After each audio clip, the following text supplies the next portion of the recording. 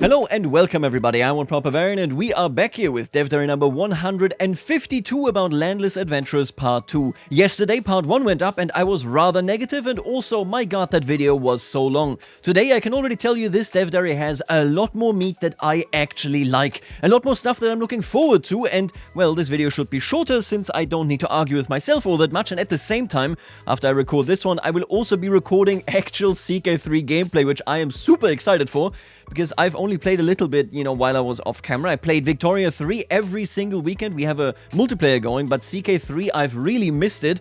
So if you want to see me play something in particular, something that I won't be recording today, then, well, leave it in the comments and I will definitely consider it. For the time being, we are going to hop into this and learn everything that there is to learn about adventurers that we so far didn't quite know.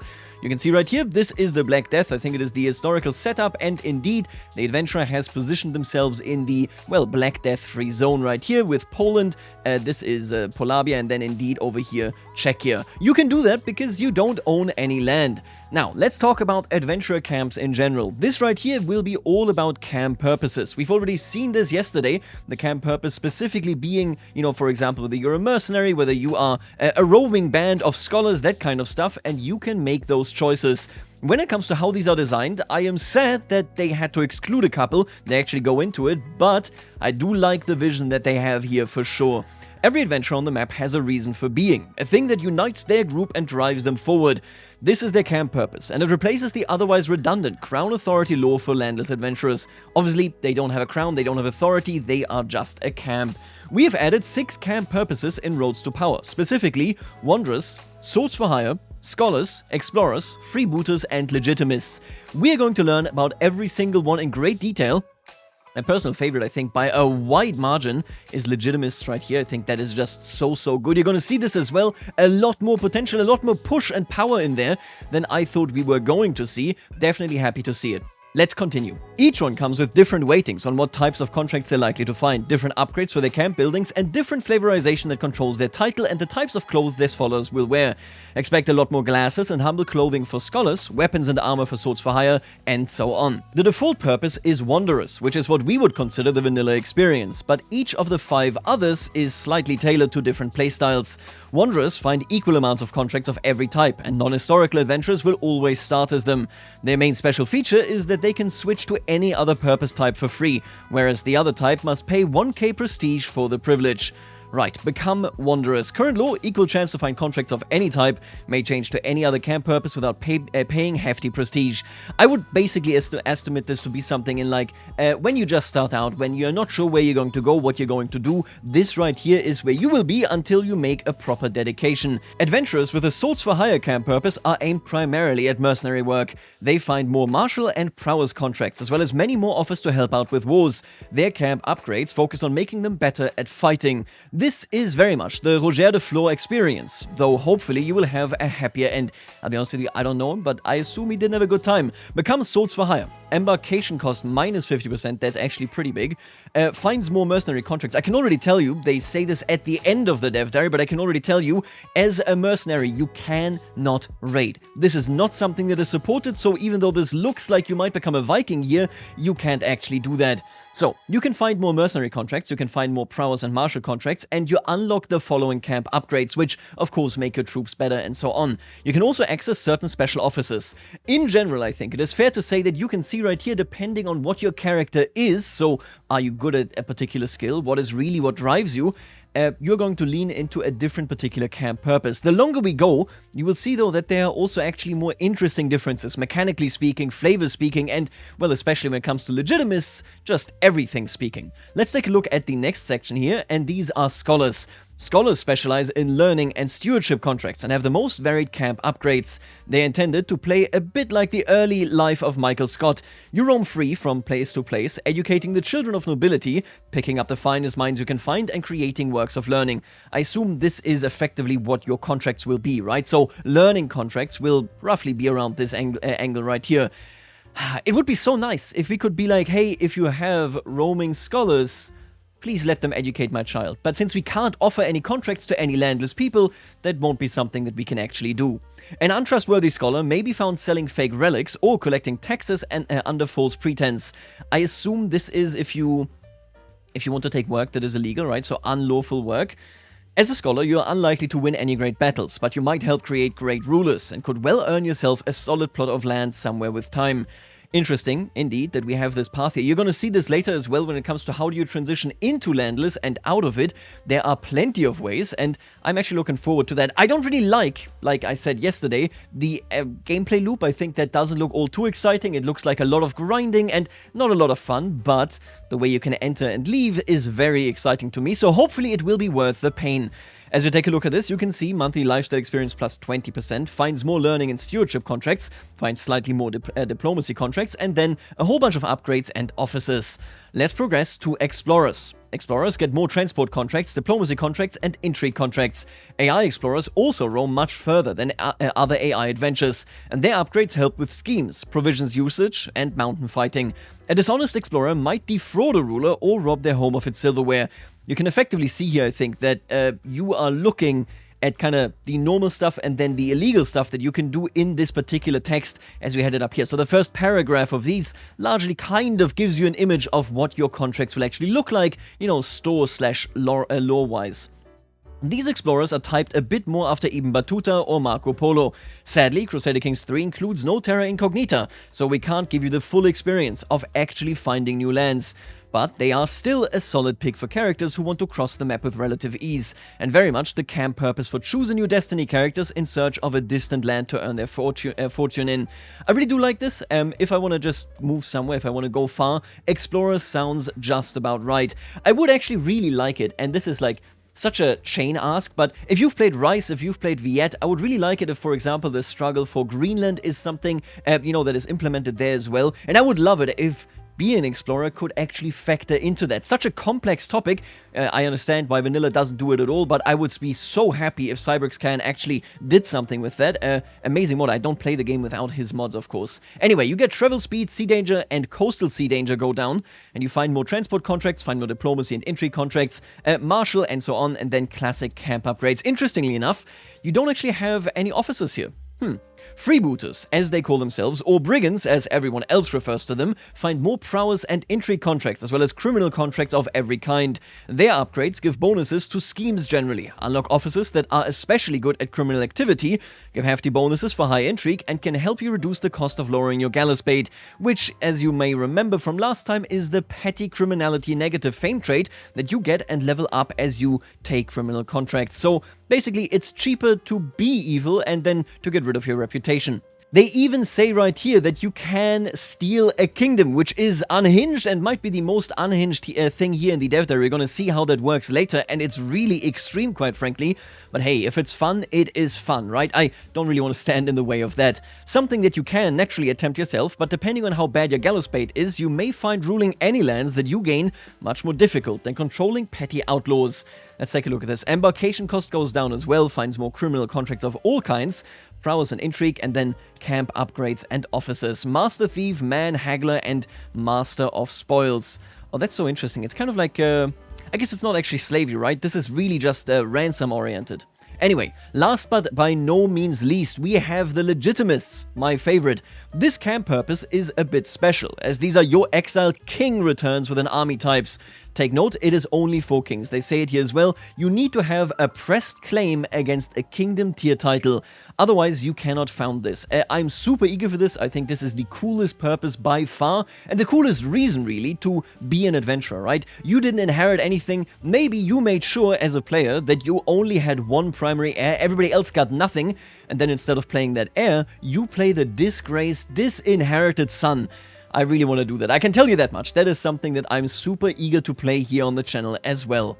Unlike the rest of the camp purposes, they are also explicitly intended to be for players and AI who don't want to stay adventuring for any length of time under any circumstances.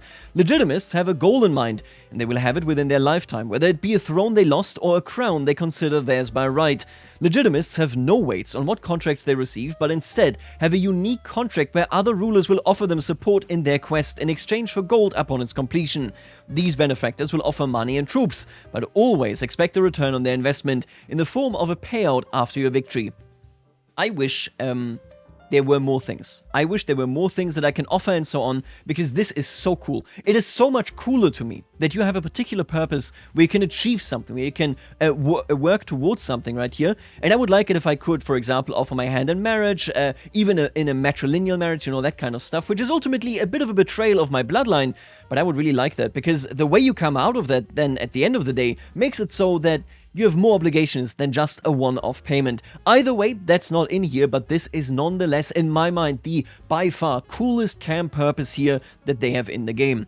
Equal chance to find any contract, can use request legitimist support interaction on kings and emperors, can use the claim casus belli, finds unique legitimist support contracts, and indeed unlocks camp upgrades and offices. Witness and master of spoils. Interesting. Legitimists may also proactively ask for this aid instead of being offered it, in which case you will need to stump up a hefty sum of prestige for an audience with your prospective sponsor. See, the gameplay loop, and I still am not a big fan of the contracts that we've seen, but the gameplay loop here seems so much more interesting to me than of any other generic type of contractor of generic camp. What I mean here is, you know exactly what you're going for. You are amassing the prestige, not just to build up your camp, not just to become slightly better and so on, but to go to one particular king, to one particular kingdom that you want to win over for your case. I really like the direction of this. I think, in the vast majority of cases, I will probably find myself landless for the legitimist purpose. It's just that interesting. After a time limit of between 4 and 8 years, depending on how negotiations go, each backer will start to become antsy and begin requesting their return. This gives you a final chance to launch your invasion with whatever you have readied, try to negotiate a slight delay, or else face the penalties. I really hope this comes with like a particular interface. I don't like what they've done recently, where like, you know, the whole thing of the coup that you can do as a regent, where that doesn't have its own dedicated interface. It's just so bad. It sucks to keep track of everything. I hope that there's like a backer interface that we can use, but I don't like that they're not showing us anything. Anyway, you will start losing entire prestige levels per backer, as well as other assorted nasty ill effects. After all, at that point, you are simply an ineffective would-be usurper. I like this. There's some pressure there. You might be able to roam for a couple years as, let's say, a mercenary. Then you switch your purpose to legitimist, and then you gather support, and boom, you go in, and all of a sudden, you will nail it. Likewise, taking the money and troops and then changing your camp purpose, so the other way around of what I just suggested, or landing yourself with less than a suitable claim, will also be counted as failing to attempt a follow-through.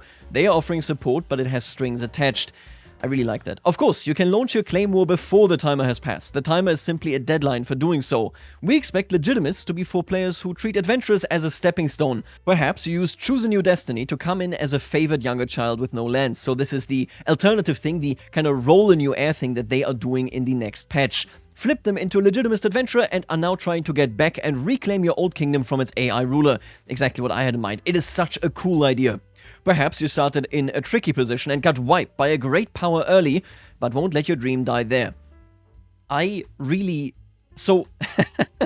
my experience, the AI, even if you play suboptimally, even if you roleplay like crazy, will very rarely declare any meaningful wars against you that could really destroy you.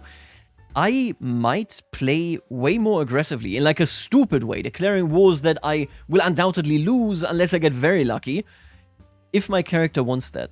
Right? In the past, when you did that, it's like game over, it's over, this is it, this is, you're cooked. Now I'm like, I can just become a legitimist. It's so much cooler. This is really the ideal form of adventurers in my mind anyway. Super looking forward to this one right here.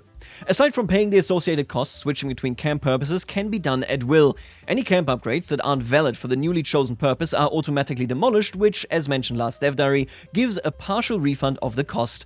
We want to encourage people to try playing different purposes, especially if you're an adventurer for a long time, rather than picking one and sticking to it. Different characters can mean different things for your camp, and encourage slightly different ways to play. If you do play for several generations, I'm at least going to do that once. I at least want to try it. Again, I don't really love the kind of loop that they've presented in the last Dev Diary, but if you're going to do it for multi-generations, not being tied to, I have to bring up my son as martial, I have to bring up my son as learning, that's pretty neat. I really do like that. I think that's a great direction right there. Mercenaries in particular may find it hard to get off the ground without a little seed money, and as such can benefit from time spent as freebooters or explorers till they can afford to build an army. Huge fan. I like that. I think that is a good shift right there. In addition to this, each camp purpose has a small handful of events tied to it, plus special options with certain other events. Event-based contracts in particular will sometimes contain entire alternate rewards for specific camp purposes, even outside of their specialities. Lastly, designing camp purposes like this gives us a handy means of letting players opt into, what kind of type of adventuring content that you actually want to see, rather than leaving it entirely down to RNG. We've already seen this, I've discussed it yesterday as well. That is exactly what they do with activity purposes, or intents it is called, right? I'm really looking forward to this. That's a good design strategy right there. Again, I do kind of wish that the way we went into what kind of contracts we get and who we work for, that was more dedicated. I wish I could say, other than just my role of patrons, please, I beg you, this particular Duke, give me a contract. I wish I could do that. I think it would be pretty neat to be a bit more direct there as well about my intent of who I want to deal with. Instead, it mostly gives you what you will be dealing with here. It's a good step, but it could be even more. Now, let's talk about how you go from landed to landless and from landless to landed. This is a really, really cool section.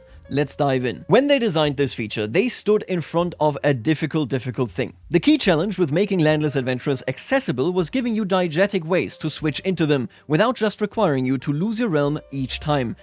This wouldn't work for veteran players, because who the hell manages to lose CK3 that hard once they've mastered the basics? And it wouldn't work for newbies, because I'm just trying to figure out what the hell a vassal is, and now I've not got any, and you shunted me into a completely different game mode. This right here is peak design. This is really, really good. I still hope that the AI can be a bit more aggressive, just in general, with actually demanding things that will knock you out of the game now, if you have the DLC, I guess, but I get it. Obviously, you can't make the game way harder now, because then you alienate every single new player, but if you rely on the game kicking you down onto the floor and saying, hey, get up as a landless again, it will never happen to veterans. Being aware of this is really, really excellent. Instead, what we've tried to do is provide a broad variety of paths to switch into adventuring. Yes, you can do it if you lose your whole realm, but we've also tried to add ways for you to either proactively become one, or else junctions where you might want to consider it. The one thing that all ways to become an adventurer share is that, like it or not, the would-be wanderer is undergoing an ignoble transition. They lose almost all their stored prestige, as well as 3 full prestige levels. My god, this is both a narrative penalty, a way to guarantee at least some potential for growth, and a way to stop famous characters that become adventurous from simply immediately trying to steamroll the Holy Roman Empire with powerful casus belli. Big fan. Nothing wrong with this. Now let's talk about particular instances. Namely, first, let's talk about succession. The simplest way to become a landless adventurer is on succession via the Choose a New Destiny feature. I believe we've talked about this previously, but as a reminder for anyone who might have missed it, this essentially allows you to pick a character within your dynasty to continue, other than your normal player heir. Suitably interesting landless family members will be shown with the option to immediately become adventurers. Tostig of Godwin, Prince Magnus, and Duke Girth. Oh, that's so cool. I really like this. This must be after... Yeah, this is after the invasion of England, after you lose all your titles. Oh, that's so cool! Playing Godwin now actually has something cool going for it. Oh, that is neat. This guy right here, Tostig of Godwin, is indeed our brother, and he is an adventurer. He's more skillful. It gives you a couple of, just generated lines right there, gives you difficulties, and so on and so forth. Select a random destiny. Is that only between these 3? Or between any family member, I wonder? I would guess only between the 3, right? Anyway, of course, this is just the player. Ambitious, restless, or otherwise driven AI characters left with no land after a succession will also sometimes spontaneously leave to form their own adventuring companies. Big fan. Nothing wrong with this. I still wish that we could have somebody, for example, where we actually maintain a mercenary band. You're going to see that in a bit. There will be people, this is this right here, that ask you, hey, can I become an adventurer? But it doesn't really have a long-term mechanic to it, which I really would like to see, but not in this DLC. Runaway Princelings here is this exact option I was just talking about. If you have many children, especially several who are far down the line of succession, some of them may ask for your permission to embark as an adventurer. Particularly driven characters would rather seek their fortune in the broader world, rather than sitting back for decade after decade in comfortable irrelevance while waiting for an inheritance that will likely never come. Let's take a look at this right here.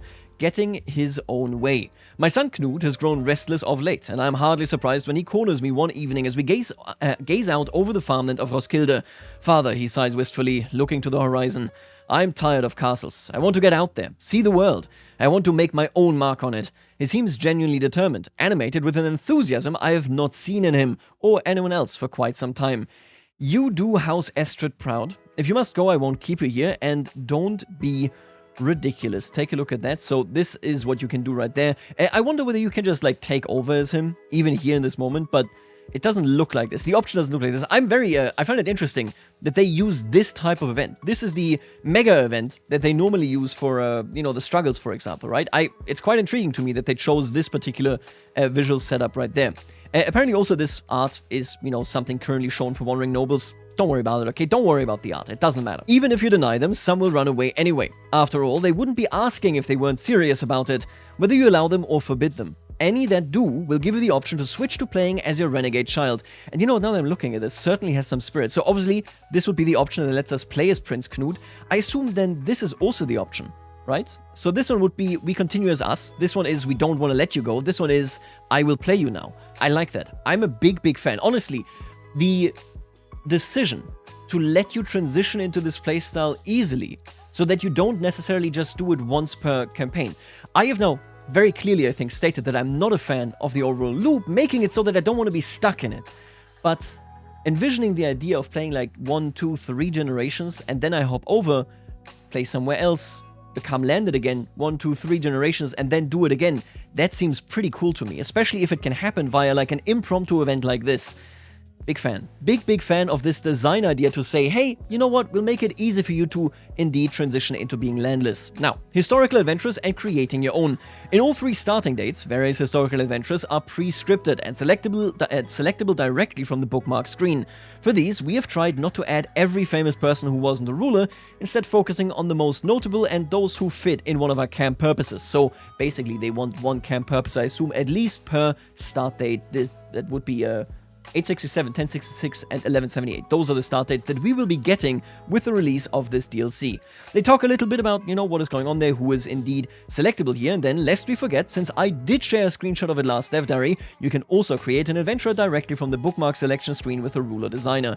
Let's take a look at this. I like this, so you now just have a tab here with land as rulers. Mistress Valada of the Thieves, I think wasn't she like a poet? I want to say she was a poet. I'm not sure who he is or he is. I think they're both Greek. Yeah, they are both Greek. Master Tylo of the Seekers of Truth. That sounds like a scholar to me, maybe. Oh, more like an explorer, actually, now that I think about it. Then we have Master Georgi of the Kafkan Kindred and Prince Elfwin of the Peregrinatory Pilgrims, so that must be relatively religious. Right, now the next way to do it is via decision for certain cultures and faiths. They have basically added this. If we take a look at this, since only small lowish tier rulers can take the decision, you will never see the High King of the North Sea voluntarily abandoning his empire to go backpacking around the Caucasus. So if you have culture and religion that fits this, so a tradition and whatnot, you can simply take a decision to say, I'm gonna go and travel a little bit. For example, these tenets do it, Struggle and Submission and Fedayeen from Legacy of Persia. We are also currently considering giving access to some or all of Vows of Poverty, Asceticism and Mendicant Preachers, so that would be largely religious, obviously.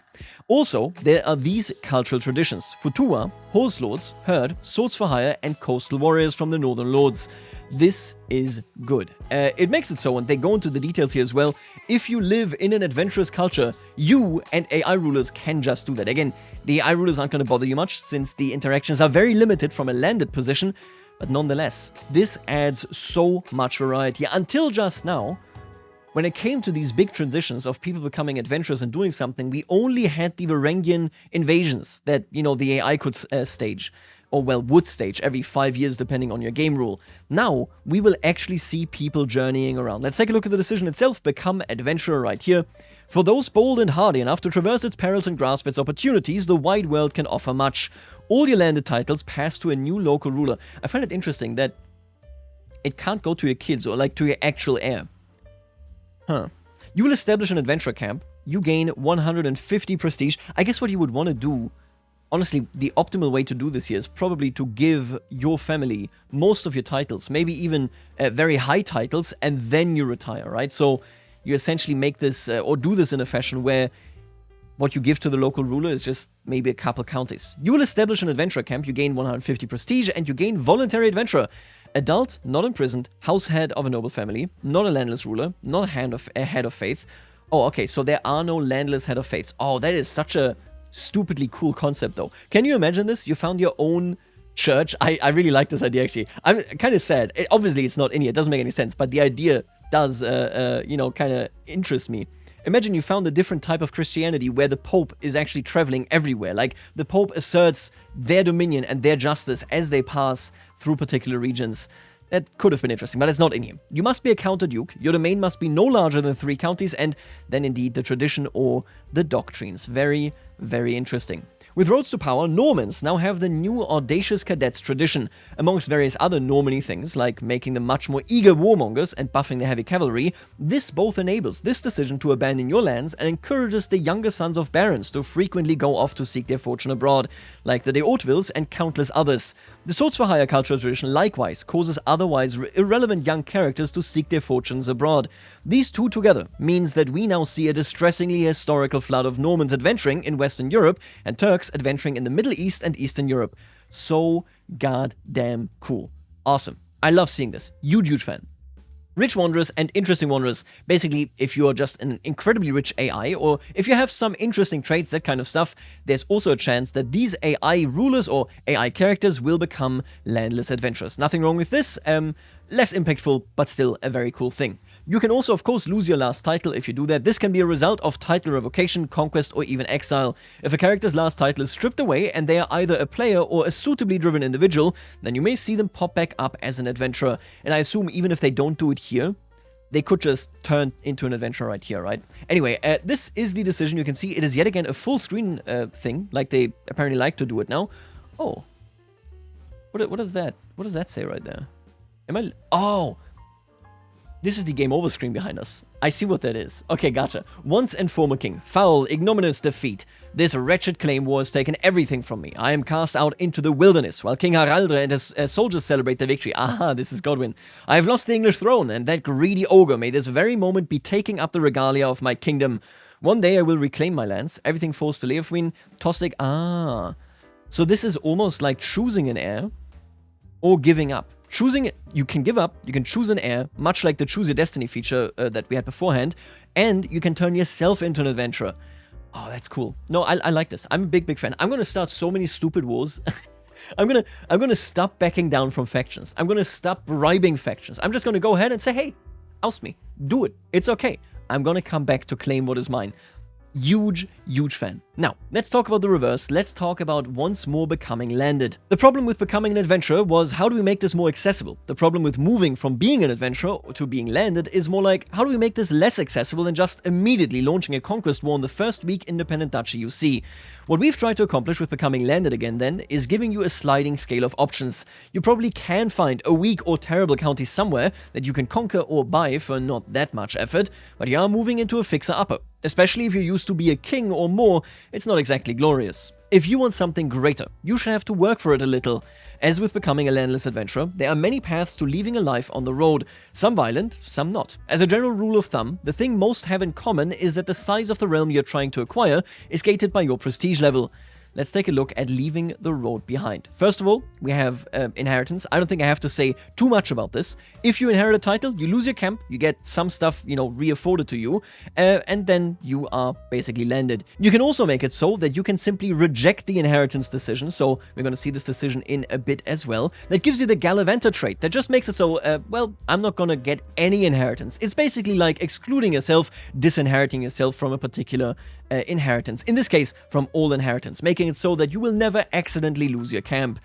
We'll go into the Gallivanter trait a bit later, so let's just wait until we get there. Right now we have also adventurer invasions. Adventurers cannot access most common casus belli. Legitimists may use the claim CB, but that's a bit of a niche case for many. As you have no realm priest, you cannot fabricate new claims on command, so you don't really have a lot of options there. Instead, our landless wanderers have access to the new adventurer invasion CBs, which work fairly similar to some of our other invasion CBs. You select an existing target title held by a character, and then you go for it. If this is their only top tier title, you will attempt to conquer the realm as a whole. Naturally, any ruler achieved this way is extremely illegitimate. The caveat here is that, as I've mentioned, we gate that you can attack by your prestige level. Targeting a county only requires your fame to be distinguished, then illustrious, then exalted among men, and an empire mandates you be a living legend. I'm okay with this. It's not too easy. Obviously, it's very hard for a random adventurer to come by, but I mean, why not, right? Why not give you that option if you work for it? So this right here, got nothing negative to say about it. You could invade right here. You see the different tiers of invasion. And that indeed would work. Obviously, we would absolutely get shredded right here with 151 troops. Nonetheless, this is a pretty good way to do it. As adventurers don't have too many prestige outflows, we've made these casus belli extremely expensive. You can of course find discounts via lifestyle perks, cultural traditions, or the usual ways, like going from 0 to ruler is something we want you to save up for. Finally, we are currently testing porting some mechanics from the Seas Realm scheme, more on that below, into the Adventurer Invasion CBs that cause large realms to fragment, with various vassals declaring unilateral independence in response to your assault. I like this. We're going to see a map of this in a bit, and I think it gives you a really nice story beat of needing to reassemble the realm. You are illegitimate. Listen, I'll be honest with you, this sounds super overpowered. You know, oh, you can go and claim an entire empire. It's cool though. Just imagine, living legend, you claim the Byzantine Empire and 50% of it declares independence. The people inside of it that remain hate you because you're illegitimate. Now you need to actually work for it. I am a fan. The next one here are sponsored invasions. That is actually like a pretty straightforward one. If you've played the Iranian intermezzo, then you will indeed know this as well. This is a king or higher who will pledge either to loan you soldiers or, if they really like you, to fight by your side. Should you win, your legitimacy won't be quite as cataclysmic either. Take a look at this. Request invasion sponsorship. Couldn't invade any of these, they would accept it. Croatia, Egypt, Jesus, that is a lot. The cost is decently enough, or decently high enough. They can request soldiers, join war, or offer gold to at least even get them into it anyway. In exchange, you will become your sponsor's vassal on success. A small price to pay for security and aid, surely. Obviously, that makes a lot of sense that you would happen to do that. I wonder what the government is that you like get mandated, because if I do it for an administrative government, should I not also turn administrative? He literally appointed me ultimately, right? If I do it for a clan government, I wonder whether it's based on like my culture and religion or whether it depends on the liege. Either way, completely reasonable. You know, you basically become a stooge, a paid adventurer that then is instructed to reclaim what is there. Finding a sponsor requires a prestige level of illustrious, but as you can imagine, most rulers are quite open to the idea of gaining a little land, so it's not too difficult to find someone willing to take advantage for you. They don't need your help with lesser realms, so you can only receive sponsorship against a kingdom or an empire. I have said in the last video that the overall vision as it is now implemented is just the power fantasy of being landless and then re-emerging, being powerful, making it happen. I've criticized this because I wish the vision was more. But the way that it is now executed in here, when it comes to becoming landed again, core gameplay loop, let's put that aside, but the way it is executed in becoming landed and becoming landless is super, super good. I am a huge fan. This is such a nice story beat right here. I hope that some events also refer to this. You know, I die, my child takes over, and the child gets an event.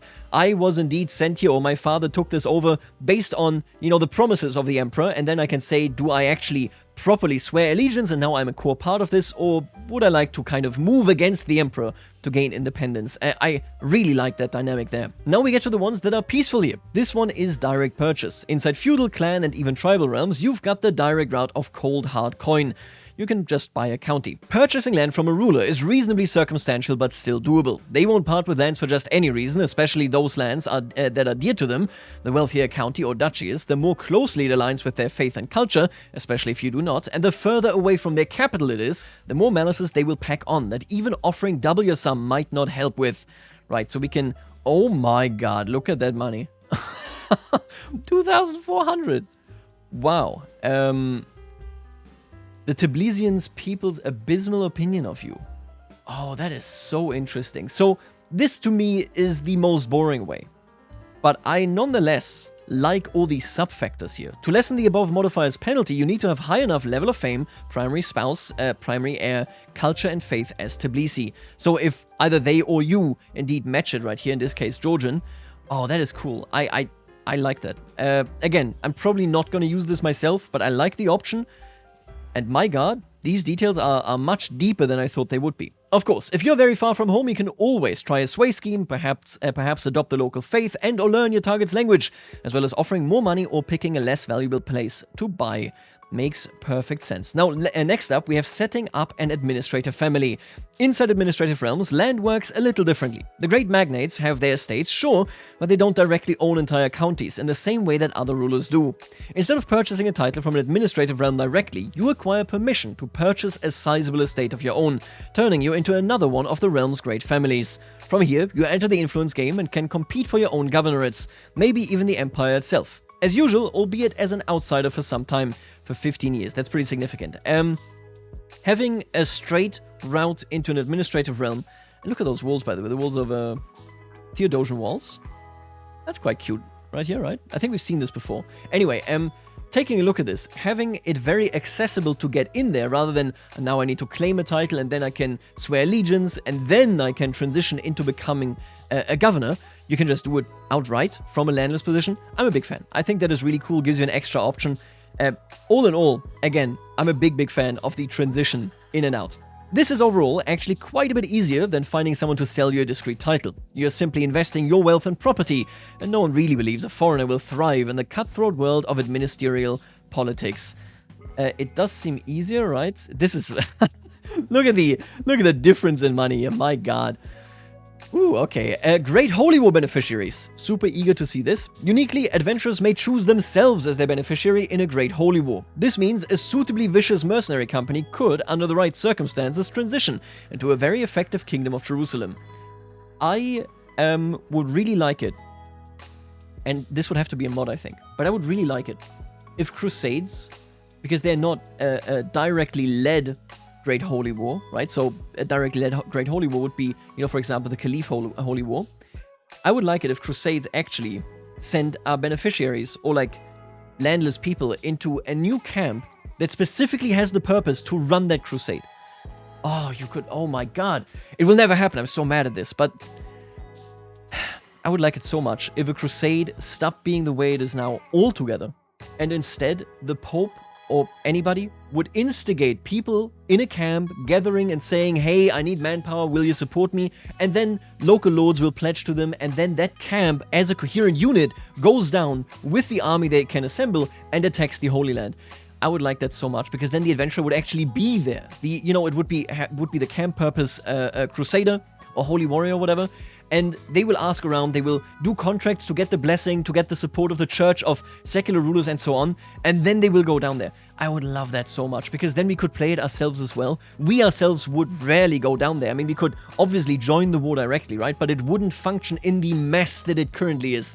Oh, that is such a missed opportunity. I really need this in my life. I hope a modder can take care of this, because I'll be honest with you, I am doubtful that the developers are gonna do it. Offered settlement. As a landed ruler, you don't have to wait for an adventurer to approach you about your domain, whether they are carrying sword or silver. If you wish, you can try to settle them yourself. This does require that they are either presently camped in your realm or at war with you. This allows you to both retain an adventurer that may have won a tournament you hosted, and to sabotage an opponent's mercenary army by rewarding them with territory. This last part is insane. That is insane. I'm sorry, but crazy stuff. Ultimately, matches what we have for Varangian adventures already. So I'm not too surprised that this is in here, but like the fact that you can do it with mercenaries that were hired by somebody else is insane. Negotiate settlement, right? Because you're vengeful, blah, blah. They seem very happy to accept it. Where is this Shaki? I don't think that is like that good a province, right? Alright, and now here we come to the Great Seas Realm scheme. We talked about the invasion that, you know, works very similar there.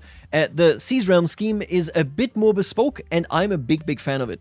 This is extremely powerful because it allows you to usurp another realm in a high-stakes coup, albeit with difficult requirements. The target's tier has the same requirement logic as the Adventurer Invasion CB, so you will need to have accrued ample prestige.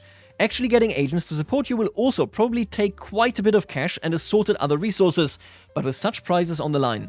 The major caveat to attempting to seize realm is that there will be those who resist. You may seize the throne, but especially in large realms with hefty cultural and religious fault lines, many parts of the realm are likely to splinter away. Take a look at that. Is this cool or is this cool? We have taken over France. All of these people declared independence. We're not legitimate. Inside, they're gonna hate us. And outside, they've just splintered off. I absolutely love it. As noted earlier, we're looking into cross-porting this to the Adventurer Invasion CBs at the moment. Let's hope that that makes it in. Anyway, the day after, when you become landed, you gain the newly relocalized Veteran Adventurer trait. This is the former Adventurer trait and reflects your learnings and life experiences from your time living outside the strictures of landed life. Because it's got some fairly powerful bonuses that we didn't want to reduce or balance around, we've made the trait a reward for concluding your journey, rather than a welcome prize for merely setting out on it. your camp is liquidated, returning a portion of the gold you spent to you, and you keep any followers you had as an adventurer as your new courtiers. Your former comrades all get a simple trait to let you know who was with you in the wilderness. Follower right there. Diplomacy +1, opinion of follower characters, and opinion of veteran adventurer characters +20. Makes perfect sense. Now, that was everything with going from landed to landless and in reverse. I love it. While I am not too confident in the actual gameplay experience of doing just contract after contract after contract, I love the roleplay potential this has, and I will play it so wildly. Oh my god. This really, I mean, I have a lot of negative things to say, and I already said them, but this really hits it, at least, hits the nail on its head right here. I love the idea and the implementation. Let's continue by talking about being a mercenary. Let's talk about the military differences for landless adventurers. As with how they earn gold, we've tried to emphasize that the composition of an adventuring army is a bit different to normal landed play. Their troops are much more likely to be veterans fighting wars and bandits semi-constantly. And they don't have access to levies or lesser noblemen to fill out their units, which means that they will essentially just work on men-at-arms and knights that you recruit as followers in your camp. The Swords for Hire camp purpose obviously specializes in this type of thing, but both freebooters and, surprisingly, scholars can make a pretty solid go of it too, at least in smaller conflicts, and any adventurer can try their hand at mercenary work if they are so inclined. Getting started. As standard, adventurers buy troops in the usual manner from the military screen. Various buildings in their camp increase how many regiments they can have and of what size, so you'll rarely see an adventurer with just a pavilion and no other camp buildings around it yet. Mercenaries just getting started will likely want to take a few non-warfare contracts to begin with to help build up these foundations, as well as to grow their role of patrons. Patrons are uniquely useful because you can request they provide you with men-at-arms regiments. We'll go into the make a request interaction in a later section, helping you to fill out your company's basic building blocks. Additionally, and a bit more exotically, a learning lifestyle perk, take the custom where it comes, allows adventurers to buy men-at-arms from the culture of their current location. I already was so happy with that yesterday, it's good. Elephants. Elephantry are recruitable only if you have the Elephantry Reserve upgrade for the Proving Grounds camp building, or are lucky enough to receive them from a patron. This can only be built if you are in a region with tameable elephants, India or Southeast Asia. I can already see it. We're gonna like beeline over there once and then immediately return to where we wanted to be just so that I can have these elephants on me. Ah, that would be so cool if they actually recognize that. Like you show up in Western Europe and they're like, what the hell is this guy brought elephants? Anyway, you can see right here we can't build it. It costs a decent amount of money. We've seen cheaper buildings, I think. This one is a bit more on the expensive side. Now, as for ongoing expenses, unlike landed rulers, even tribals, adventurers don't pay to maintain their troops. It's assumed that your provisions are essentially already paying for it. As with not expending provisions when not traveling, this was something we went with after our early testing. Gold can be very feast or famine for adventurers, so if they have a steady expense but are having trouble finding even irregular income, or as is usually the case, simply aren't getting paid in advance, they rapidly become extremely frustrating to play. I can see it. I still wish that this was further investigated and maybe like a compromise found, but I mean, I get it, right? This is just the easy way to say it just wasn't fun. Reinforcements have arrived. Landless adventurers are shockingly rather lacking in land, which means they don't have their men-at-arms just reinforced automatically. Instead of reinforcing automatically, which would mean drawing from a reserve that they lack, adventurers have a pair of interactions they use to reinforce their armies by paying different sorts of currency.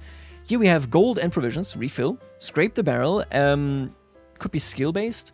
Not sure what that is. Create men-at-arms regiment, right.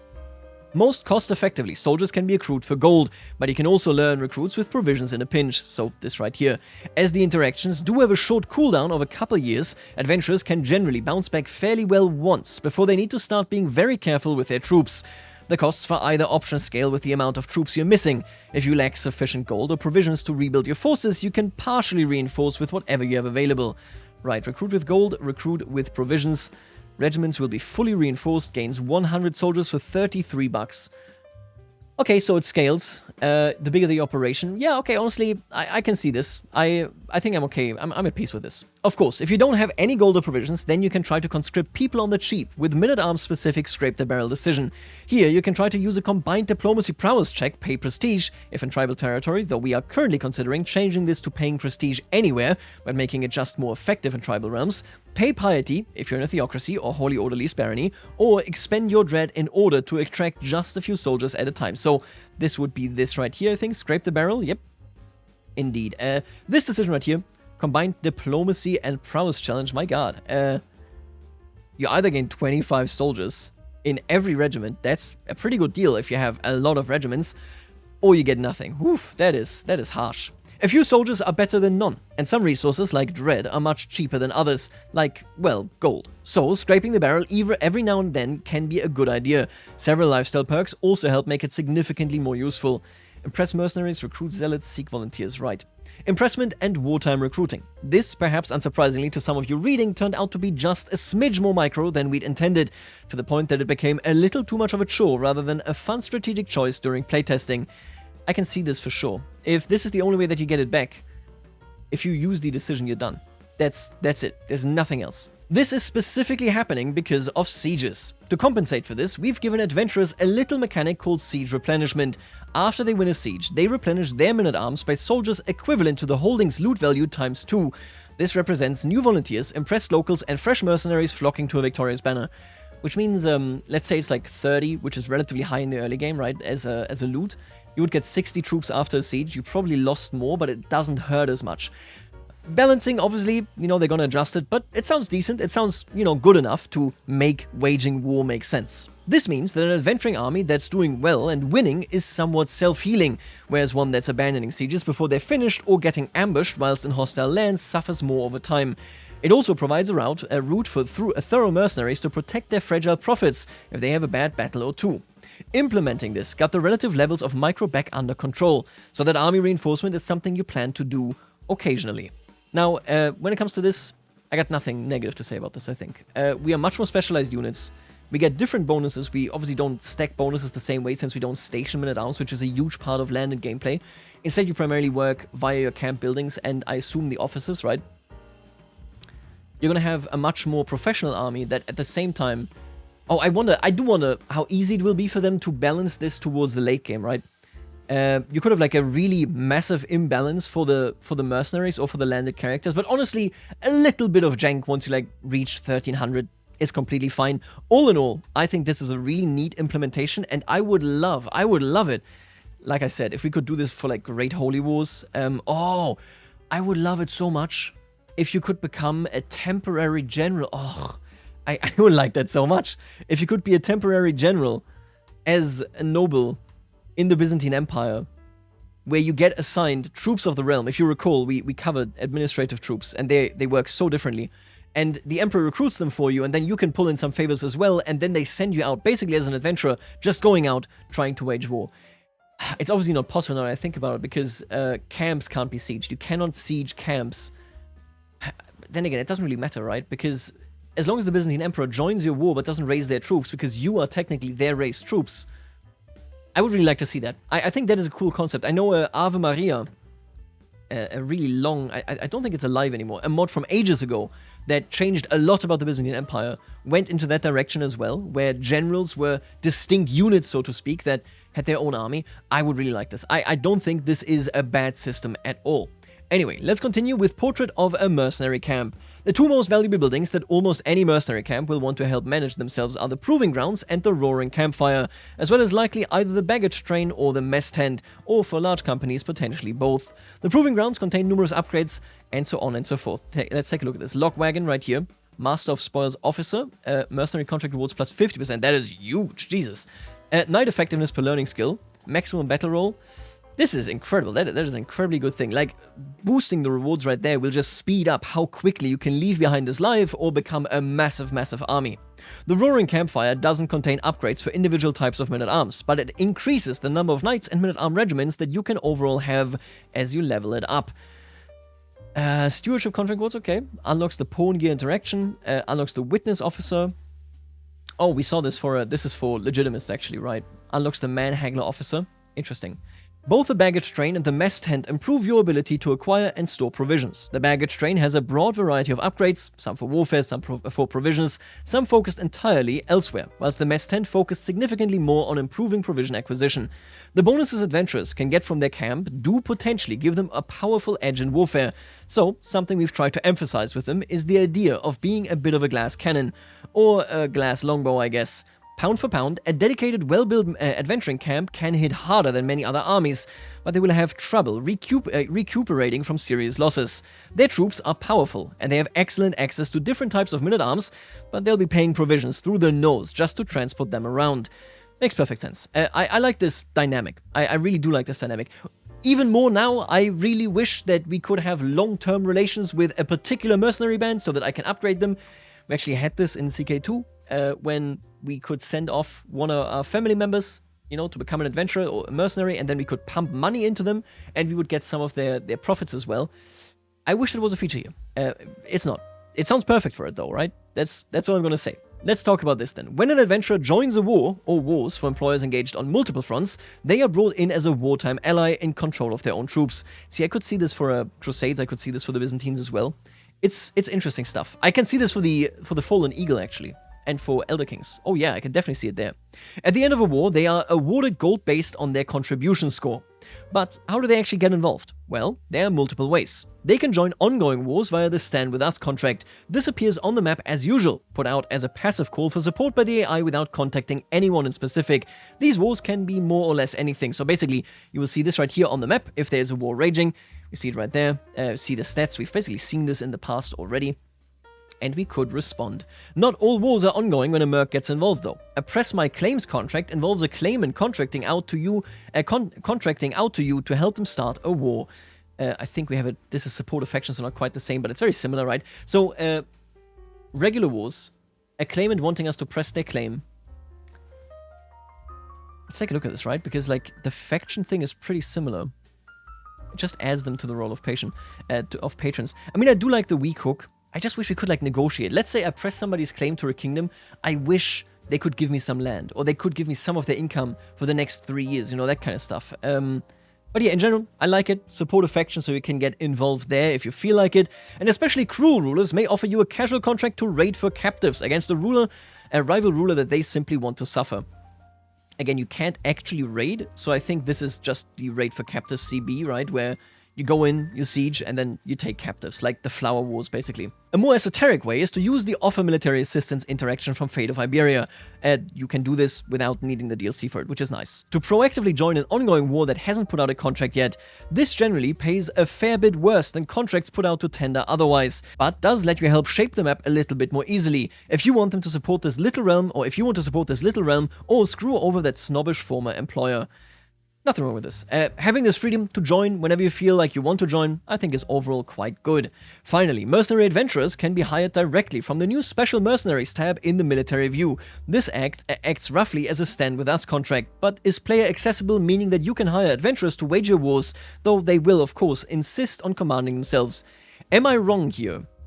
Or if I'm in multiplayer, it's always... So I want to always hire landless adventurers, just for the record. I think it's cooler. But those can be bribed. I would always want to hire the other ones, right? Because they can be bribed. If you settle them, you could just do that. Interesting. I like it. Anyway, biting the hand that feeds. In addition to being settled out of a war if you so choose, which we discussed earlier, adventurer mercenaries are mercenaries. Sellswords. Swords which are for sale. If they feel a war is going especially badly, and it's not a war they are leading, a crusade and so on, they can switch sides. All it'll cost is their reputation and any semblance of trust with their old employer, but if it's their precious army at risk, then maybe that's worth it. In exchange, their new ally will let themselves be added as a patron, and may well even pay a small bounty for the act of treachery, though the original contract will be failed. Treacherous and cowardly adventurers may opt to simply leave a war together. I'll be honest with you, I still wish, and I've heard this, I've talked to the devs as well on Discord, I still wish old classic mercenaries were entirely gone. This is infinitely more interesting. I also wish that they changed it, like, to a degree. In CK2, one of the coolest things that could happen would be a hired mercenary band. Since you didn't pay them in advance, you paid them as you were hiring them. You had hired them, basically. If you ran out of money, they could also switch sides or declare war against you for your title. I do wish that was the case here. I think that was, like, one of the coolest things, but not in the game. Anyway, Nothing wrong with this. I think it's cool. I just wish that there was more to it. Now, next up, we're going to be very fast about this section. I don't think it's that interesting. We have the officers, who are effectively court positions, and also the second in command, at the very least, also fills the role of the council, since you don't have that, right? There are two major positions right here. It is the second in command, this guy right there, and the stooge. The stooge is your equivalent of a court jester, except jesters at least have some interesting privileges and a level of access to a noble figure. A stooge is just the person at camp that everyone hates. The stooge can be humiliated to lose stress, though everyone has their limit with this type of thing. You can do that. It's basically just a way to, manage your stress. That is effectively what it is. The second in command here, much like your spouse and your counselors, can improve you based on their aptitude. Armor right here gives you some toughness. I'll be honest with you, these are not that interesting to me personally. Them being here, of course, makes sense. You want to fill these slots, but I can already tell you that similar to the accolades, similar to court positions as is, it's probably gonna be a lot of busy work. If somebody dies, you have to find somebody else, you have to replace them, yada yada yada, but ultimately this lets you buff your stats. This is exactly what this is. Unlock Steel Artifact interaction, I do like this one, Scheme Secrecy and so on. It's all just mostly benefits, right? It is what it is. If you want to take a longer look, then make sure to pause the video. Like I said, there's just a lot here and it's mostly stat buffs. It continues as well then, you get some other officers right here that just improve particular men-at-arms, which is very similar to stationing men-at-arms in locations, so this is just them taking a feature and translating it, right? Nothing else here really that is new. Now what is new, however, are a bunch of decisions. In the comments to part 1, a few people were asking what type of goals we envision for adventurers that don't want to become landed straight away. And though there's an easy answer in the act of just role-playing and vibing your way through medieval life, we've got a more mechanics-focused answer too. After all, mechanics without roleplay are dry, and roleplay without mechanics is uninteresting. We've added a slew of new decisions for adventurers, and we're gonna go over most of them here. Oh, we've also added foldable decision categories. Oh, thank God. It's so much better. Major adventure decisions, adventure decisions, and decisions. Very, very nice. I love that. Let's talk about the major decisions though, because these are truly major, and as we go through this, you're gonna see them constantly going, I really wish we could have implemented this as well, but instead have a decision. Let's take a look at this. Let's talk about becoming a great adventurer. They talked about it in the past. Becoming a great conqueror is a thing that the AI can do to make the game more interesting, to make the map more varied, but you can do this now as well. It's an arduous road to match enough of the requirements, but at the end of it, you will be able to become one of the most potent conquerors of the old world. All together. This right here is the decision. Upon becoming landed, you will get the Conqueror trait, you will get an army of seasoned veterans consisting of retinue lancers and retinue vanguard, you will get the greatest Conqueror legend seat, you get a pressed claim on the Duchy of Bohemia, and then right here we can see at least 8 of the following must be true. 8 of them. My God. Marshal, 22 or above. Legendary figure. All of these. Strategist and gallant. You've participated in at least 20 wars. You've participated in at least 5 wars against kings or emperors. At least one of the following must be true. 2 commander traits, or marshal is above 28. You have at least 4,000 soldiers. That is a lot for a landless character. 4,000 soldiers, my God. You have killed at least 12 characters. You have completed at least 20 raid for captives or stand with us contracts. And at least one of the following must be true. You have at least 6 knights with 18 prowess or higher, or 12 knights with 12 prowess or higher. That's pretty massive, but I mean the payout is insane, right? This is a decision to have fun. I would never argue against the decision. This is basically like the Isle of Man, right? Is it realistic? No. But is it gonna be cool? Yes. So thank God that this is in. It's a very strict set of requirements as it is. I doubt that we're ever gonna see a native AI doing this. I assume that Great Conquerors will really just be spawned in, by hand, or rather by RNG. Now, next up, the Your Faith Here path. Missionaries were originally going to be one of our camp purposes. We scrapped them for scope. The scope. I hate the scope so much. Extremely early on in development, but the fantasy just wouldn't die. With this decision, you can attempt to convert large numbers of counties to your faith, getting a shot at conversion each time you travel to a new one. Once you have started this, you cannot turn it off. That's not your God here's way. But failure carries the risk of wounding each time you move. This makes death a likely consequence of over-ambition. It's not necessarily easy, but the path of a prophet never is. The Catholic path ascension. The continued existence of vile heretics and misguided heat hens is an offense to any good Catholic, to God himself. Oh, heathens! Oh my, how could you? You gain the trait Zealous. You gain 30 at stress. For the next decade, you will walk the path of a pious missionary. Wow, for a decade. That is so long. You will be able to convert counties you visit to Catholicism, either by the truth in your words or by the might of your sword. Grave peril awaits those who will fail along the way, for only the worthy shall receive his reward in heaven.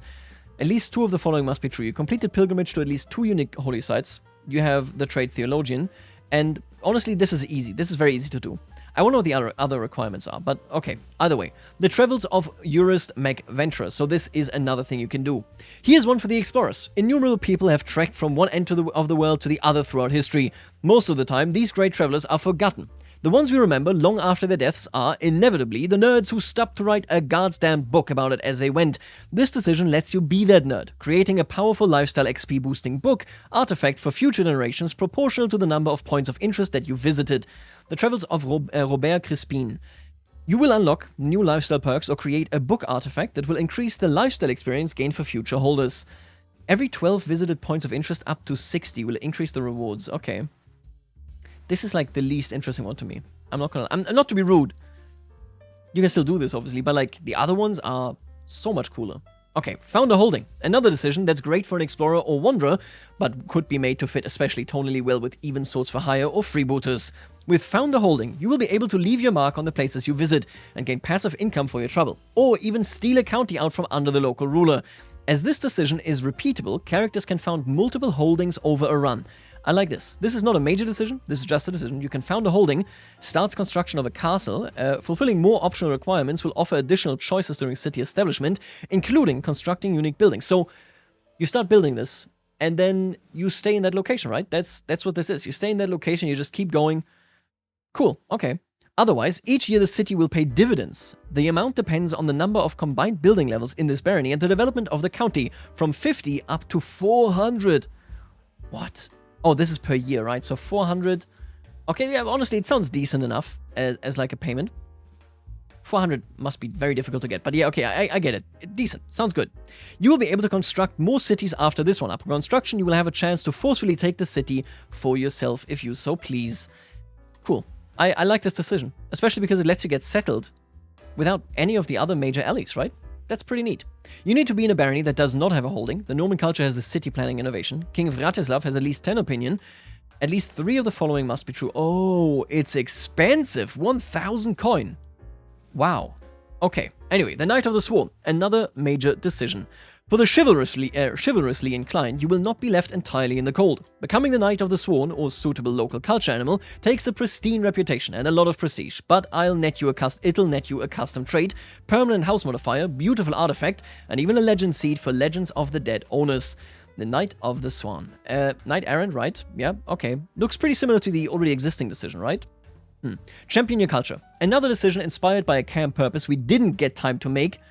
The scope is killing me, just for the record. This one never really had a name, but think vigilante meets cultural hero, like if Robin Hood led a rebellion. Which, funnily enough, is what you'll be doing here. Championing your culture allows you to break your countrymen free from the rule of foreign despots, so it's especially good for ruler-designed adventurers with an axe to grind. In a war for a single duchy, but one where you will have a powerful bonus to siege timing throughout, and ready access to a swath of event troops at the beginning. If you're clever, you can manipulate things so that you don't even need to fight. I wonder what that means, but I like this. This is cool. Giving birth to this again, especially if you're like an adventurer that got kicked out, let's say the Northmen invaded you, the Welsh have been taken over, boom, I'm coming back as an adventurer. I really like that. You get a press claim, you start a war with a separatist uprising modifier for 15 years, levies and some hand-picked faithful men-at-arms, or you do not start a war immediately but keep the claim. If you fulfill at least 3, you will get the duchy peacefully. Oh, this is what it means. Highborn Czech spouse, Catholic faith, so local culture, spouse, local faith, weak hook on the overall leash, friend of the leash, 1 more level of fame than the overall leash. Interesting. Oh, that's interesting. So, wow, I actually I love this decision, I think. This one is so cool. I can see it in so many different scenarios here. That is awesome. Okay. Let's continue. Levy the outcasts. No one likes gallows bait. As you'll remember from part 1, these petty criminals are fit for the crows and little else. Of course, that's just the nobility's POV. For a true legend of the medieval underworld, there's something to be said for infamy, and plenty of fools throng the ranks of the lost and the damned that can be drawn to serve the right master. With sufficient ranks of your petty criminal trait, you can take this decision in order to receive small numbers of event troops every time you successfully complete a criminal contract. Unhinged. The higher your various XP tracks, the more troops you earn. Amass an army of criminals, then find a lovely little island somewhere and take what should have been yours to begin with. Levy the outcasts. You gain bandits benefactor every time you complete an intrigue contract. Wow. The amount depends on your progress from 100 to 1000 men. Excuse me? Might be the strongest decision. That is unhinged. Wow. Obviously, people will hate you with that gallows bait trade, especially if you fill all the tracks. But 1000 min per contract. Hello? Wow. Yeah, that's incredible. Surely very fun. Anyway, let's talk about some minor decisions. We're not going to spend too much time right here. I don't think there is too much going on here. You can go and gather provisions. You can do this with the help of the Chief Forager, and that will, as the name implies, give you provisions. You have different things that you can do. You have different approaches that you can take, but, well, yeah, you do it to get that. You can also humiliate the Stooge. We talked about this before. This will make him hate you, and it will get rid of your stress and give you some dread. Nothing too special about this. It's just you coping with stress and getting some actual dread. Then down here, we can reject inheritance. As we already talked about, this gives you the Gallivanter trait. You lose a bunch of stress and so on and so forth. Your family dislikes you. And then this trait looks like this. Stress gain minus 25, stress loss plus 25%. A lot of people dislike you because you got rid of your nobility, so to speak, and you cannot inherit titles.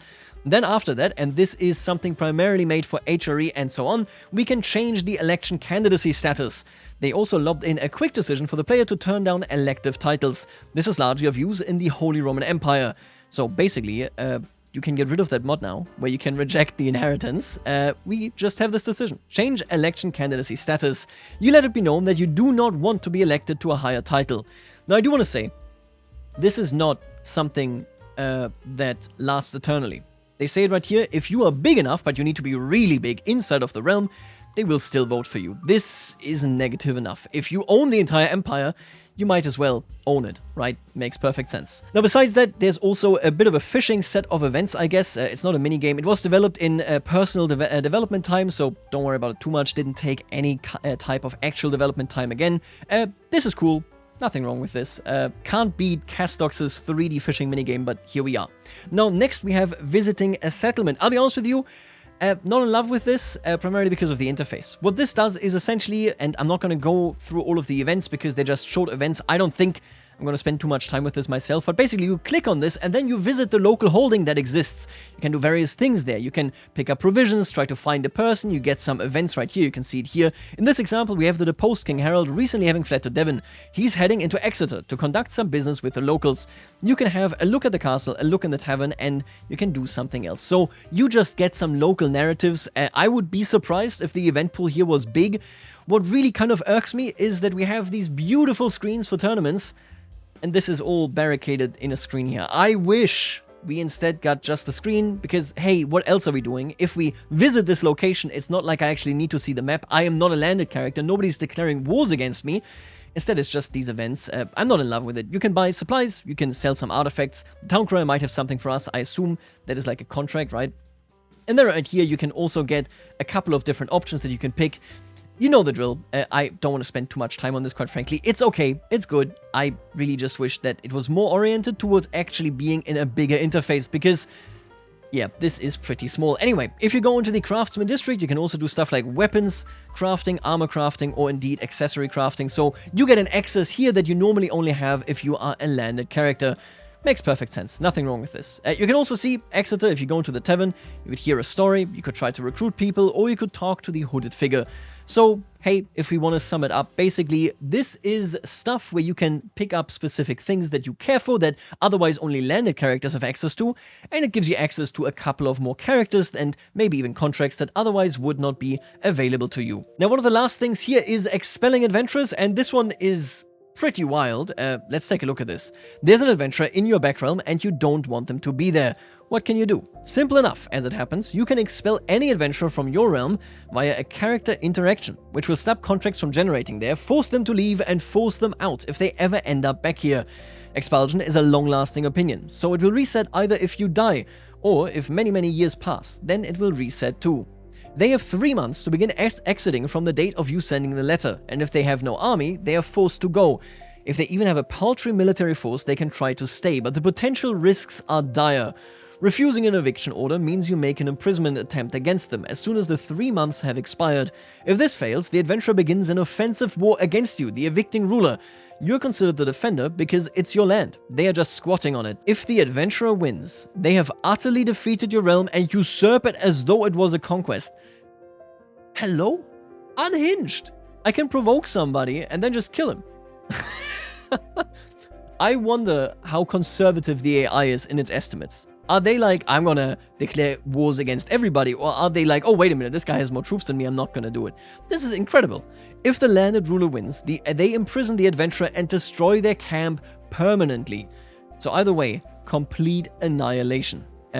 Yeah. Once an eviction has been accepted or white peaced in the war, any lands controlled by the evicting ruler can no longer be traveled to by the adventurer. You can go through them, but not to them. Now, next we have making a request. We already kind of talked about this yesterday, where I was like, I really wish that you could do this with entire families, if you do a lot of contracts with them, with entire realms, you know, that kind of stuff. But basically, you use it against your patrons, your close or extended family, and your consorts. This allows adventurers to just really aggressively mooch off a target. The requests you will likely make the most often are for restocking your provisions or providing you with extra gold. These aren't a substitute for contracts, but they can supplement your income or help you bounce back when times are tough. A more interesting reward is to have them help you recruit a random men-at-arms regiment accessible to them, providing another way to build your army laterally or to loan you a knight for a few years.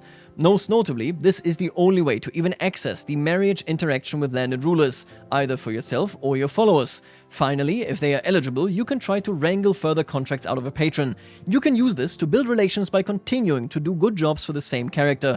Perhaps not too relevant if they're just a count or a baron, but if you manage to get in good with the king. See, it just feels so bad if you do this and then the king dies and you are like so close to getting a really good title or a really good deal from them, and the child doesn't remember anything because other than the opinion boost, because there's no underlying mechanic.